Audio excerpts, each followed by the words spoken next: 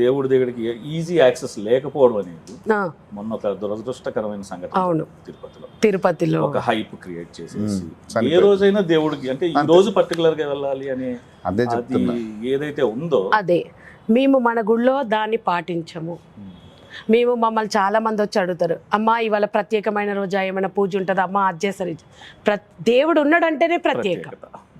సృష్టిని సృష్టించిన ఎదుట ఆయన దగ్గరికి వెళ్ళి నీ కోసం ప్రత్యేకంగా ఈ పూజ చేయాలా అని అడగడమే మన మూర్ఖత్వం. మన తల్లిదండ్రులు మన దగ్గర నుంచి ఏదైతే ఎప్పుడు ఏది ఆశించారో ఆ లోపలికి వచ్చిన ఆ శక్తి కూడా అంతే, మన నుంచి ఏమీ ఆశించరు.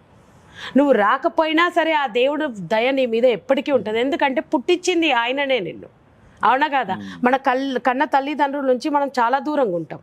ఎక్కడ ఉన్నా సరే పొద్దున లేచినప్పటి నుంచి రాత్రి వాళ్ళు పడుకునే వరకు మన తల్లిదండ్రులు మన గురించి ఏదో ఒక విధంలో ఆలోచిస్తూనే ఉంటారు, మనకి మంచి జరగాలని చూస్తూ ఉంటారు. ఆ దేవుడు కూడా అంతే. చాలా మంది చాలా మూర్ఖమైనవి చూస్తున్నాము ఇవాళ రేపు మేము ప్రతి విషయంలో కూడా. అంటే ఇది ఎవరిని ఉద్దేశించి అనేది కాదు, కానీ మనుషులు తప్పుదారిలోకి వెళ్ళిపోతున్నారు, నిజమైన శక్తిని మర్చిపోతున్నారు. ఆ మనిషిని శక్తి అంటే ఆ దేవుడు సృష్టించిన మనిషిని నమ్ముతున్నారు, దైవాన్ని మర్చిపోతున్నారు. మళ్ళీ వాళ్ళు ఫీల్ అయ్యేది ఏంటంటే దేవుడికేగా మేము చేసేది, దేవుడి మీద భక్తే కదా, ఈ పూజ దేవుడి కోసమే కదా. దేవుడి కోసం కాదు, దేవుడికి ఎందుకు చేస్తున్నావు? నువ్వు ఒక అవసరానికి అతని దగ్గరికి వెళ్తున్నావు, వ్యక్తి దగ్గరికి, ఏమని, నాకు డబ్బులు రావట్లేదు, నాకు డబ్బులు కావాలి, ఏం చేయమంటారు?